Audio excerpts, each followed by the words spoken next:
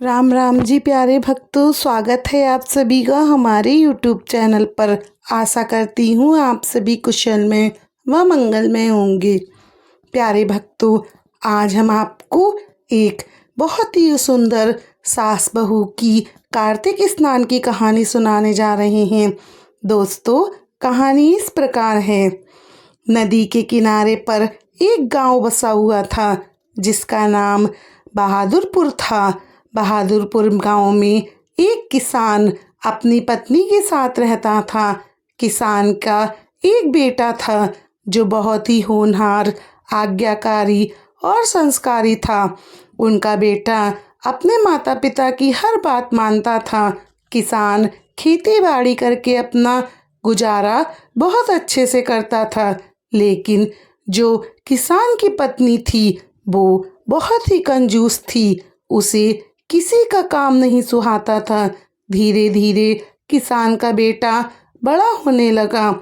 अब किसान के बेटे की जो पढ़ाई भी थी वो भी पूरी हो चुकी थी और अब उनका बेटा अपने माता पिता के साथ अपने खेतों में काम में जो पिता का हाथ बटाने लगा।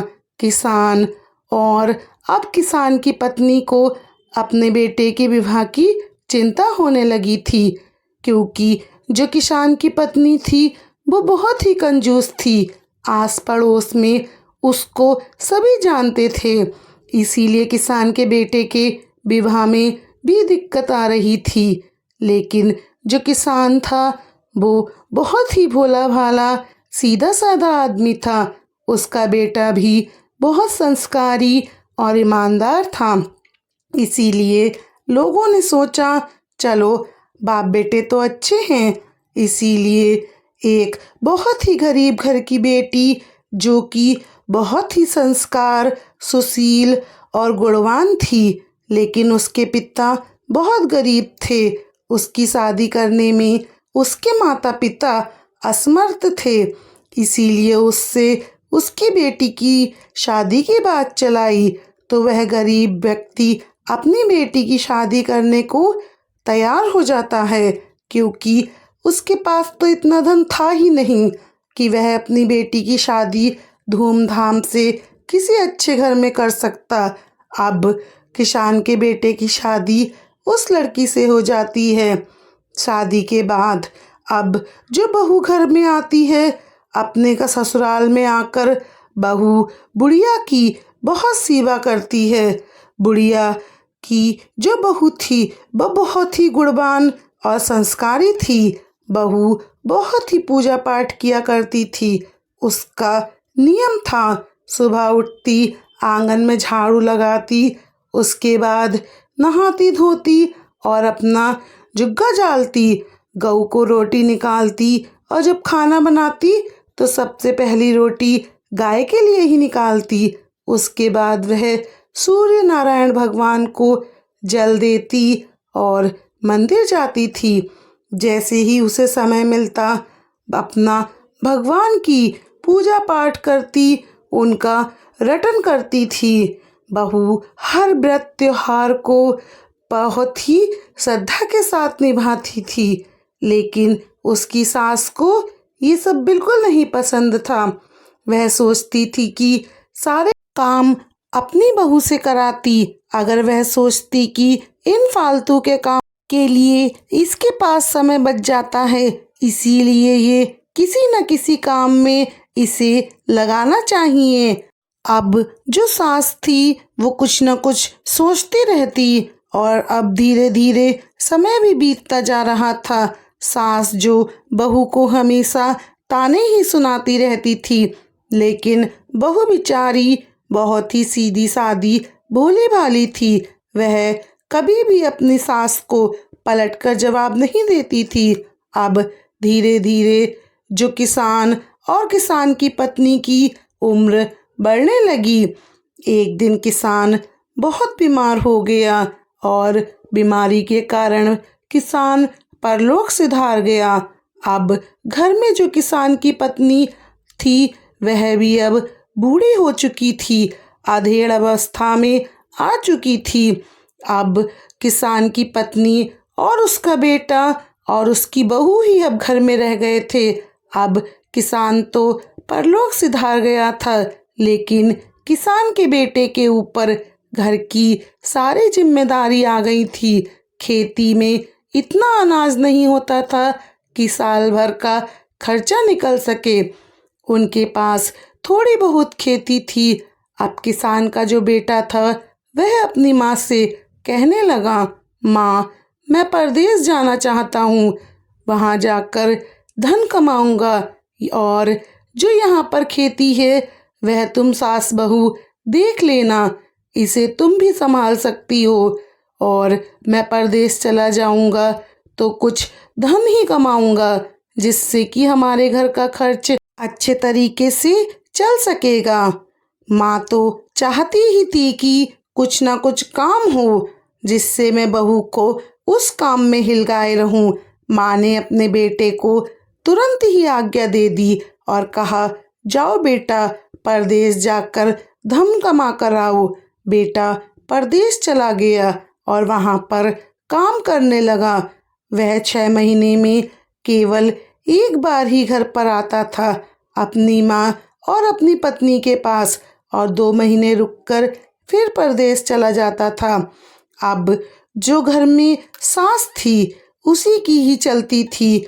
वह जैसी बहू को नचाती वैसी ही बहू उसकी उंगलियों पर नाचा करती थी। बहू अपनी सास से इतना ज़्यादा डरती थी कि कभी मुंह खोलकर उसे जवाब तक नहीं दिया करती थी। अब सास सोचने लगी कि घर में गाय भैंस पल रही हैं और ये घर का काम करके महारानी आराम से फरमाती हैं और पूजा पाठ में लगी रहती हैं। दिन भर भगवान की पूजा पाठ के नाम पर ढोंग करती रहती है। क्यों ना इसे मैं किसी काम पर लगा दूं जिससे 2 पैसे आएं, क्योंकि सास जो थी वो बहुत ही कंजूस थी। अब जो कार्तिक का महीना भी शुरू हो चुका था, हल्की हल्की सी ठंड भी आ चुकी थी, क्योंकि गांव में तो ठंड पहले से ही पड़नी शुरू हो जाती थी। और जो बुढ़िया थी वह कहने लगी अपनी बहू से कि बहू, सारा काम किया कर बहू घर का, और जल्दी जल्दी सबसे पहले उठकर दूध निकाल कर उसे जो दूध बचता है, जो दही बचती है, उसे जाकर तू दूसरे गांव में बेच आया कर। अब बहू अपनी सास से कैसे मना कर सकती थी, तो वह अपनी सास से कहने लगी, ठीक है माँ जी। वह बेचारी बहू रोज सुबह 4 बजे उठती और उठकर सबसे पहले बहू बचा हुआ दूध और दही बेचने चली जाती थी, क्योंकि घर का काम भी उसी को ही करना था, इसीलिए वह पहले दही बेचने का काम करती थी। सास कहने लगी कि जितनी भी मटकी में दही है सबको बेचकर आओ और सारे पैसे ला करके मुझे दे देना। बेचारी बहू दूसरे गांव की तरफ चल देती थी दही बेचने के लिए। सुबह 4 बजे उठकर बहू दही बेचने के लिए दूसरे गांव चली जाती थी। तभी बहू जब दही बेचने के लिए दूसरे गांव की तरफ जा रही थी तो उसने देखा नदी के किनारे पर काफ़ी सारी औरतें गंगा स्नान कर रही थी, नदी में स्नान कर रही थी। वहीं पर ही उन्होंने तुलसी माता का जो बेड़ला यानी पौधा लगाया हुआ था और उसे भी सींच रही थी। तुलसी जी के आगे दिया लगा रखी थी, पतवारी बना रखी थी, और जो वह उस पतवारी के पास बैठकर वहाँ पर कहानी कह रही थी। बहू को थोड़ी सी उत्सुकता हुई, वह खड़ी होकर उन औरतों को देखने लगी। उसे बड़ा अच्छा लगा तो वह उनके पास गई और कहने लगी, बहनों, तुम ये सब क्या करती हो? तब उनमें से एक स्त्री बोली, बहन, हम कार्तिक स्नान करते हैं। कार्तिक स्नान से जो घर में लक्ष्मी माता का वास होता है, घर में अन्न धन के भंडार भर जाते हैं। जिनके संतान नहीं होती है उनको पुत्र की प्राप्ति होती है, हर मनोकामना पूरी होती है। और किसी भी प्रकार की कोई कमी नहीं होती है और अंत में वैकुंठ धाम को सिधार जाते हैं और मोक्ष की भी प्राप्ति होती है। कार्तिक स्नान से ये जन्म तो सुधरता ही सुधरता है, इसके साथ साथ परलोक भी सुधर जाता है। अब बहू ने जब ये सब बातें सुनी तो बहू की भी बहुत इच्छा हुई और बहू भी कहने लगी, बहन कार्तिक स्नान कैसे करती हो, मुझे भी बताओ। तब उनमें से एक स्त्री कहने लगी कि सुबह 4 बजे नदी पर आकर स्नान करना चाहिए। अगर नदी ना हो तो घर की बाल्टी में ही सुबह 4 बजे उठकर गंगा जल डालकर और 4 बजे से लेकर 5 बजे के बीच तक स्नान कर लो। उसके बाद जो तुलसी जी को सींचो और तुलसी जी के नीचे दीपक लगाओ, पटवारी बना लो, वहाँ बैठकर कहानी सुनो, कहानी कहो और यही रोज का नियम है। और जितने भी कार्तिक के महीने में इतवार पड़ते हैं, यानी कि जितने भी कार्तिक महीने में 4 या 5 रविवार पड़ते हैं, उस दिन व्रत रखो। और जो पूर्णमासी आती है ना कार्तिक के महीने में, उसका भी व्रत रखो। बहू को अच्छी तरह से कार्तिक महीने की विधि उन औरतों ने समझा दी। अब बहू भी कहने लगी, बहन मैं भी कार्तिक स्नान करूंगी। उसने जो अपनी मटकी को वहीं पर रख दिया और नदी में स्नान करने लगी और उन औरतों के साथ बैठकर कथा कहानी सुनने लगी। उसने तुलसी जी सींची। बहू को पता था कि जब तक मैं घर जाऊंगी तब तक बहुत देर हो जाएगी और सास को मेरा पूजा पाठ करना एक तो वैसे भी नहीं सुहाता है, इसीलिए बहू ने वहीं पर अपनी पूजा करी, कहानी सुनी। अब जो सब लोग थे वो पटवारी पर चढ़ाने के लिए घर से कुछ न कुछ प्रसाद के रूप में लाए थे। कोई फल लाया, कोई गुड़ लाया और कोई चने चौवाली लाया तो कोई दूध बतासा लाया। सब अपनी इच्छा अनुसार पटवारी माता पर प्रसाद चढ़ाने के लिए लाए थे। अब बहू के पास तो कुछ भी नहीं था। अब बहू कहने लगी उन औरतों से कि बहन मैं तो घर से कुछ भी नहीं लाई हूँ। तब उन औरतों में से एक स्त्री बोली कि देखो बहन, सच्चे दिल से कार्तिक स्नान करो, कार्तिक मैया सब पूरा करेंगी। विष्णु भगवान जी सबके सुनते हैं। अब वे कहने लगी कि मेरे पास तो ये दही की मटकी है और उसने मटकी में से जितनी दही थी सारी दही पटवारी मैया पर चढ़ा दी और पटवारी मैया पर चढ़ाकर वह वहीं से वापस अपने घर को चल दी। अब खाली मटकी बहू घर ले गई तो घर की तरफ उसके कदम बढ़ते ही उसकी सास ने पूछा, बहू ओ बहू तू तो बड़ी जल्दी आ गई। तो बहू कहने लगी, हाँ माँ जी, सारी दही जो थी वो जल्दी ही बिक गई, इसलिए मैंने भी सारी दही बेच दी और जल्दी जल्दी घर आ गई। तो सास कहने लगी कि बहू जितने पैसे की भी तूने दही बेची थी वो सारे पैसे तो दे दे। तो बहू कहने लगी, माँ जी उन्होंने कहा है कि जो तुम रोज प्रतिदिन हमें दही दे जाया करो और महीने पर तुम्हारा हिसाब कर देंगे। अब तो सास बहुत खुश हो गई कि चलो लगे बंधे ग्राहक मिल गए। अब तो बहू सुबह सुबह उठती और अपना दही की मटकी उठाती और चल देती। वहाँ पर जाकर कार्तिक स्नान करती, सुनती और तुलसी जी का बिड़ला सींचती, दीपक जलाती और जितनी दही होती थी सभी पटवारी माता को अर्पण कर देती थी। हे पटवारी माता, अब तू जाने और तेरा काम जाने। बहू रोज दही अर्पण करते वक्त पटवारी माता से यही कहती। बहू कहती कि मैं तो कार्तिक स्नान करूंगी, पीछे जो होगा सो देखा जाएगा। अब जो बहू थी वह अपना कार्तिक स्नान करके घर आ जाती। घर आके अपने रोजमर्रा के कामों में लग जाती। अब उसकी सास भी खुश थी कि चलो इसे घर के कामों से ही समय नहीं मिल रहा था, नहीं तो सारे दिन पूजा पाठ के कामों में, बेफालतू के कामों में ही लगे रहती थी। बहू बेचारी सारा दिन काम करती, खेतों के काम करती और घर के कामों में ही लगी रहती। अब धीरे धीरे समय बीता। एक एक करके कार्तिक महीने के दिन बीतने लगे और इसी तरह पूरा महीना बीत गया। अब आखिरी का दिन था।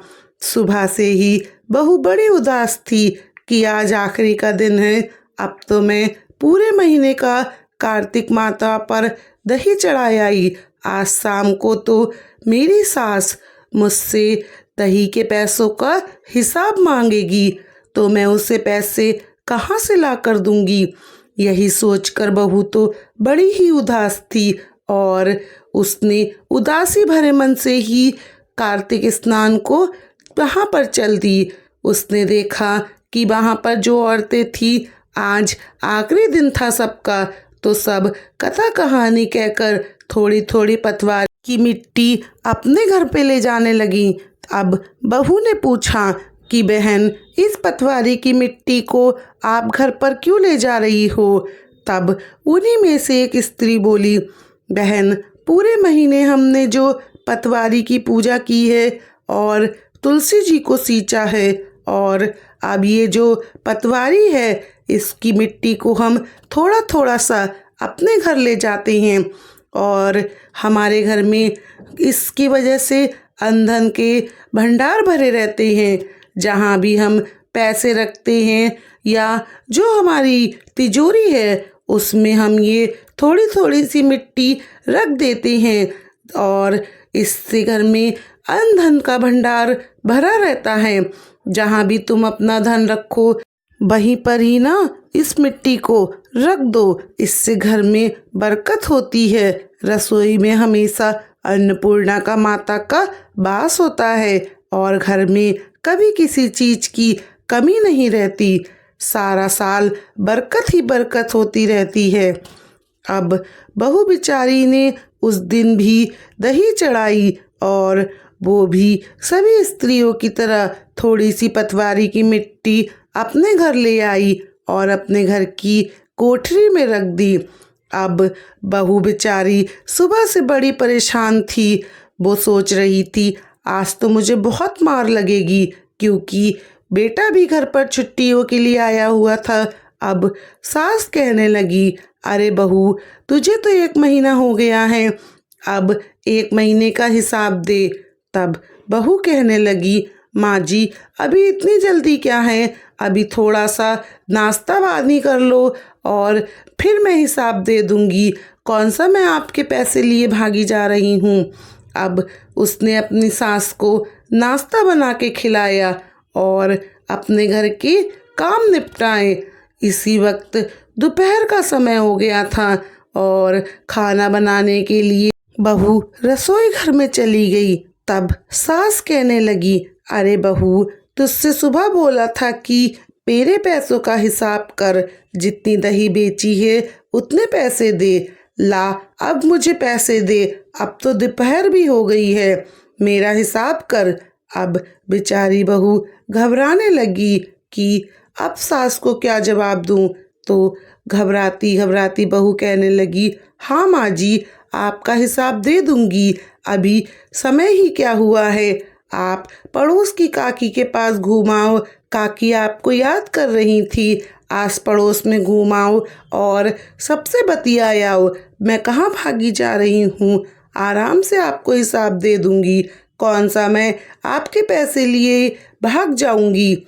इस तरीके की बातें करके वह अपनी सास को टरका रही थी, लेकिन कब तक सास को टरका सकती थी। बहू को हिसाब तो देना ही था, अब नहीं तो 1 घंटे बाद, 1 घंटे बाद नहीं तो 2 घंटे बाद उसको दही का हिसाब तो देना ही था। अब जो सास थी वो आस पड़ोस में बतिया कर आ गई और उसने घर पर आकर देखा तो बहू का काम भी पूरा हो चुका था। अब सास जो थी ना, वो बहू की कुठरिया में चली गई और अपनी बहू से कहने लगी, ला बहू हिसाब दे। अब बहू समझ गई थी कि आज तो मुझे बहुत मार पड़नी है, 1 महीने का हिसाब कहाँ से दूँ। अब तो बहू बहुत ही परेशान हो रही थी क्योंकि उसका पति भी आया हुआ था और सास के साथ साथ उसके पति की भी उसको मार पड़ेगी। सास अपने बेटे को उल्टी सीधी सीख सिखाएगी और वो मुझ पर गुस्सा करेगा। अब जो बहू थी ना, वो सोचने लगी कि अब जो सास कहेगी सो कहेगी, बेटे से मुझे पिटवाएगी तो पिटवाएगी। अब बेचारी बहू मन ही मन पतवारी माता का नाम लेती रही, हे माता लक्ष्मी, हे भगवान विष्णु, मेरी रक्षा करो, हे पतवारी मैया, मैंने तो सारी दही तुम्हें चढ़ा दी, अब मैं सास को कहाँ से हिसाब दूँ। अब सास से बोली बहू डरते डरते, माँ जी कोठरी में रखा है हिसाब, जाकर ले लो। अब बुढ़िया लठिया के सहारे कोठरी में गई। कोठरी में जाकर देखा तो कोठरी के अंदर अंधेरा था क्योंकि उस समय में बिजली की कोई व्यवस्था नहीं होती थी। अब जब बुढ़िया ने कोठरिया के अंदर जाकर देखा तो हीरे मोती चमचमा रहे थे, बड़ी चमक से पूरा कमरा चमक रहा था। हीरे मोती की चमक से चारों तरफ कमरे में रोशनी ही रोशनी थी। बुढ़िया ने देखा तो उसकी आंखें तो फटी की फटी रह गईं। अब उसने वहीं से अपनी बहू को आवाज़ लगाई, बहू ओ बहू बहू। अब बहू समझ गई थी कि कोठरी में तो कुछ है ही नहीं और डरते डरते बहू अपनी सास के पास गई और यही सोचने लगी कि आज तो मेरी खाल ही उधेड़ देगी मेरी सास। डरते डरते बहू बोली, हाँ माँ जी। तो बुढ़िया बोली, बहू जल्दी से यहाँ आ। बहू बेचारी कांपती हुई उस समय कमरे की कोठरी में गई तो सास कहने लगी, अरे बहू तू यहाँ किसके यहाँ से डाका डाल कर लाई है, कहाँ से चोरी करके लाई है इतना सारा धन। अब बहू जो थी वो भगवान को धन्यवाद करने लगी और अब फिर बहू ने अपनी सास से कहा, माँ जी ना तो मैंने कहीं चोरी की है और ना ही कहीं डाका डाला है, मुझ पर तो पतवारी माता की कृपा हुई है। सास बोली, बहू पहेलियाँ बाद में बुझा, पहले भी ये बता कि ये धन कहाँ से आया। अब बहू ने शुरू से आखिरी तक की सारी कहानी अपनी सास को बता दी। वह दही बेचने नहीं जाती थी, सारी दही पतवारी पर चढ़ा देती थी और पूरे महीने कार्तिक स्नान किया करती थी और उसी का फल आज उसको मिला। अब तो सास बड़ी खुश हो गई, बहू से बड़ी प्रसन्न थी। बहू भी बहुत खुश थी क्योंकि अब उसके पति को बाहर काम करने के लिए नहीं जाना पड़ेगा। धीरे धीरे खुशी के साथ उनका समय बीतने लगा।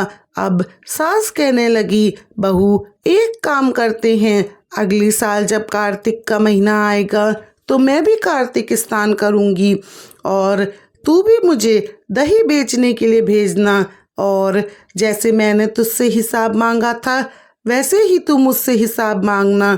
तो बहू बोली, ठीक है माँ जी। इसी तरह से उनके दिन खुशी खुशी बीतने लगे। अब जो बहू थी वो गर्भवती हो गई और 9 महीने बाद उसने एक बहुत ही सुंदर और तंदुरुस्त बच्चे को जन्म दिया। घर में चारों तरफ खुशियाँ ही खुशियाँ थीं। अब जो कार्तिक का महीना था वो भी आ गया। सास को तो लालच पहले से ही था। बहू से सास ने वही सब कहने को कहा तो बहू भी कहने लगी कि ठीक है माँ जी, मैं आपने जैसा मेरे साथ किया था वैसा ही मैं करूँगी। अब सास सुबह 4 बजे उठकर दही लेकर मटकी लेकर चल दी और कहती है, जैसे जैसे मैंने तेरे साथ किया वैसे वैसे तू भी मेरे साथ करना। बहू बोली, ठीक है माँ जी।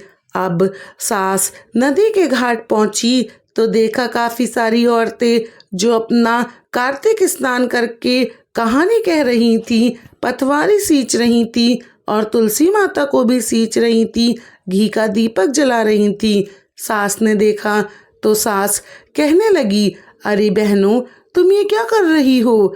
फिर उनमें से एक औरत बोली, बहन, हम कार्तिक स्नान कर रहे हैं। बुढ़िया बोली, मैं भी कार्तिक स्नान करूंगी। तो वे औरतें बोली, बड़ी अच्छी बात है, कार्तिक स्नान से भगवान सभी की मनोकामना पूरी करते हैं। जिसके अन्न धन्य नहीं है उनके अन्न धन्य से झोली भरते हैं, जिसको संतान नहीं है उसे संतान देते हैं। ऐसे बुढ़िया माई को उन्होंने कार्तिक स्नान की विधि बता दी। अब बुढ़िया माई क्या करती है, कार्तिक स्नान करती है और जो दही बे होती है उसे तो बुढ़िया माई बेच देती है और जो मटकी का धोवन होता है वो पतवारी माता पर चढ़ा देती है और घर आ जाती है। घर आती है तो बहू बोली, माँ जी, आप जो दही बेच कर आई हैं उसका हिसाब तो दे दीजिए। तब सास कहने लगी, अरे बहू, अभी हिसाब नहीं मिलेगा। वो जो लोग हैं ना, उन्होंने मुझसे कहा है कि तुम रोज हमें दही बेच दिया करो, तो हम तुम्हें महीने का हिसाब देंगे। बहू बोली, ठीक है माँ जी। अब सास रोज कार्तिक नहाती और पूरी दही की मटकी बेच आती और मटकी का धोबन पतवारी माता पर चढ़ा देती थी। धीरे धीरे समय बीतने लगा और 1 महीना बीत गया। अब कार्तिक का आखिरी दिन था।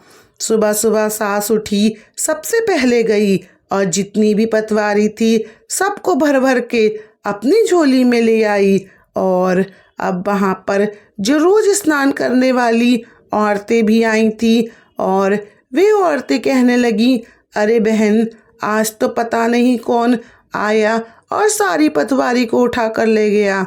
अब हम सब बहनें थोड़ी थोड़ी सी पतवारी ले जाती थी अपने घर में रखने के लिए, लेकिन आज तो यहाँ पर पतवारी ही नहीं है। तब सब औरतें कहने लगी, जैसी जिसकी नीयत भगवान उसकी वैसी ही बरकत करता है।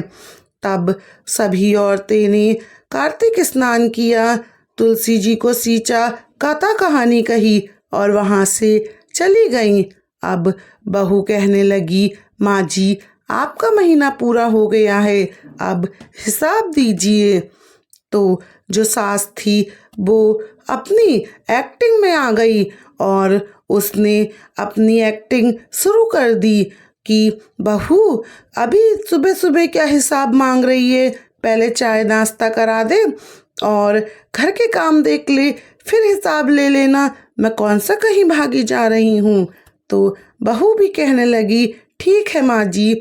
बहू ने सबको चाय नाश्ता कराया और अपने घर के काम में लग गई। फिर दोपहर हो गई। फिर बहू बोली, माँ जी, हिसाब तो दीजिए। तब बुढ़िया बोली, अरे बहू, आस पास में घूमिया, अपनी देवरानी जिठानी से बतियाया, थोड़ा सा घूम फिरा, फिर हिसाब ले लिए, मैं कौन सा कहीं भागी जा रही हूँ और अभी तो पूरा दिन पड़ा है। तब बड़ू बहू कहती है, ठीक है माँ जी। बहू आस पड़ोस में चली जाती है, अपनी देवरानी जेठानियों से मिलकर बतियाकर घर आ जाती है। अब दोपहर भी हो गई थी। अब जो थी वो बहू भी कहने लगी, माँ जी, अब तो दोपहर हो गई है, अब तो हिसाब दे दीजिए। अब बुढ़िया भी बहू की तरह ड्रामा करने लगी और डरते डरते बहू से बोली कि बहू, जा कोठरी में धरा है हिसाब, जा ले ले। बहू कोठरी में चली गई। अब तो बुढ़िया के मन में लड्डू फूट रहा था। बुढ़िया बड़ी खुश हो रही थी और खुशी के मारे फूले नहीं समा रही थी, उसके पैर तो जमीन पर ही नहीं पड़े थे। बहू कोठरी में गई। वहाँ जाकर बहू ने देखा कि अंदर कीड़े मकोड़े बिलबिला रहे हैं। अब बहू ने वहीं से जोर से आवाज़ लगाई, माँ जी, माँ जी। बुढ़िया तो फूले नहीं समा रही थी, कहाँ एक कदम चलने में परेशानी हो रही थी, अब एक कदम की जगह 4 कदम रखती और भागी भागी कोठरी में चली गई और सोचती हुई रह गई कि कितना सारा धन होगा कोठरी में। यही सब सोचकर बुढ़िया कोठरी में गई। वहाँ जाकर बुढ़िया ने देखा कि इतना सारा कीड़ा मकोड़ा घर में भिनभिना रहा है। बहू बुढ़िया से कहने लगी, माँ जी ये क्या किया आपने? इतना कीड़ा मकोड़ा कहाँ से ले आई? अब बुढ़िया का तो पारा सर चढ़ गया। बुढ़िया कहने लगी, सत्यानाश हो पतवारी माता का। बहू को तो दिया धन माया और मुझको दिए कीड़े मकोड़े। अरे हमारे साथ ही फर्क कर दिया। अब तो जो सास थी वो बहू को बहुत बुरी तरीके से कोसने लगी और कहने लगी, बहू तूने जरूर कुछ कर्म किया होगा। मेरा बेटा तो यहाँ रहता नहीं था। भला इतना धन तुझे क्यों मिल गया? मुझे तो बिल्कुल भी नहीं मिला। मैं भी तो कार्तिक नहाई हूँ, मुझे क्यों नहीं धन मिला? तू जो इतना धन लेकर आई है। अब तो सास बहू को बहुत ताने सुनाने लगी, बहू से लड़ाई करने लगी। बहू बेचारी क्या कहती? बहू बेचारी मन ही मन पतवारी माता को याद करने लगी। बहू कहती है, आज आपने इस बात का न्याय नहीं किया तो मेरे चरित्र पर कलंक लग जाएगा, और जिस औरत के चरित्र पर एक बार कलंक लग जाए तो वह कभी नहीं धुलता। मैं कैसे आप पर विश्वास कर पाऊंगी? हे पतवारी मैया, मेरी रक्षा करो। और आप मेरी रक्षा नहीं करोगी तो लोग आपको क्यों पूजेंगे? जब आपके कार्तिक स्नान से हमारी जैसी औरतों की ऐसी हालत होगी, औरतों के चरित्र पर लोग उंगली उठाएंगे तो कौन आपको पूजेगा? बहू पतवारी माता को याद करके रोने लगी और मन ही मन भगवान विष्णु, माता लक्ष्मी जी से प्रार्थना करने लगी, हे भगवान, हे माता, आपको मेरा सत्संग नमन है। मैंने अपनी सास को विश्वास दिलाया है कि मैंने कभी कोई गलत कार्य नहीं किया। हे पतवारी माता, मेरी सास मेरे ऊपर विश्वास नहीं कर रही हैं, इसीलिए पतवारी माता मुझ पर कृपा करो और मेरे ऊपर जो कलंक लगा है उसे मिटवाओ। बहू की बातें सुनकर तो जैसे सास ने पूरा घर ही सर पर उठा लिया हो। इतने में खेत से बेटा आया और बोला, माँ क्या हुआ? तब बुढ़िया कहने लगी, क्या बताऊं बेटा, तेरी बहू चरित्रहीन है। अब देख, ये कार्तिक नहाई, इसने सच्ची झूठी कहानी गढ़ मुझे बता दी। पता नहीं कहाँ से इतना धन लेकर आ गई, और जब मैंने इससे पूछा तो इसने जो कहानी बताई उसी तरह से मैं भी कार्तिक नहाई, लेकिन मेरे जैसे इसने बताया ऐसे ही मैंने भी पतवारी माता की मिट्टी लाकर रखी। लेकिन देख बेटा, यहाँ तो कीड़े मकोड़े बिलबिला रहे हैं, यहाँ कोई धन नहीं है। अपनी माँ की बात सुनकर बेटा बोला, माँ ये ऐसी तो नहीं है। तभी बुढ़िया माई बोली, बहू के बेबस में तू भी आ गया है, जोरू का गुलाम कहीं का। तब इतनी बात सुनकर बेटा अपनी पत्नी से लड़ने लगा और उस पर आरोप लगाने लगा। अब जो बहू थी वो रोने लगी और सच्चे दिल से प्रभु को याद करने लगी। तभी वहाँ पर पतवारी माता प्रकट हो गई। पतवारी माता प्रकट हो गई और सास से बोली, देखो तुम अपनी बहू पर झूठे इल्जाम मत लगाओ, ये तो सच्ची है और सच्ची में कार्तिक नहाई है, और तुम जो कार्तिक नहाई हो वो लोभ लालच की परिपूत होकर नहाई हो।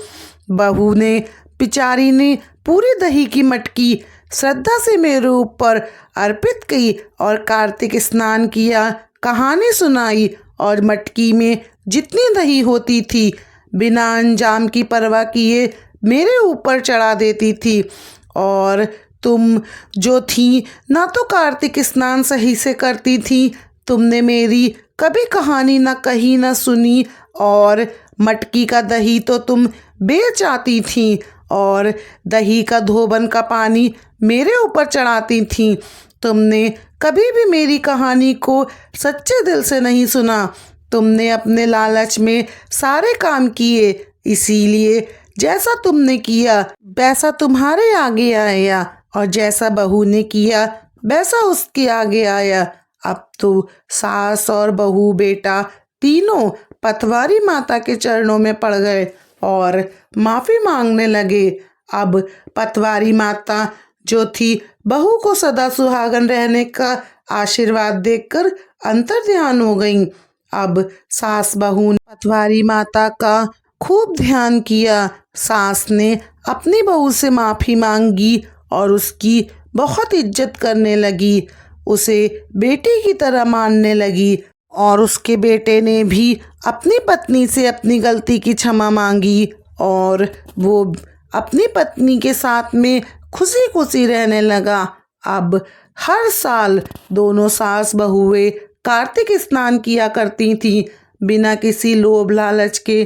अब जब भी कार्तिक का महीना आता, दोनों सास बहू नदी पर जाती और पूरी विधि विधान से कार्तिक स्नान करती। कार्तिक स्नान के बाद ब्राह्मणों को भोजन कराती। इस तरह से उनके घर में दिन दोनी रात चौगनी तरक्की होने लगी और उनका जीवन अच्छे से बीतने लगा। समय के साथ साथ उस बूढ़ी माई का देहांत हो गया और उसे भगवान विष्णु के चरणों में स्थान मिला। प्यारे भक्तों, ऐसी ही है महिमा कार्तिक स्नान की। अगर आपको हमारी कार्तिक स्नान की कहानी, सास बहू की कहानी पसंद आई हो तो प्लीज़ हमारे चैनल को सब्सक्राइब करें, वीडियो को लाइक और शेयर करें।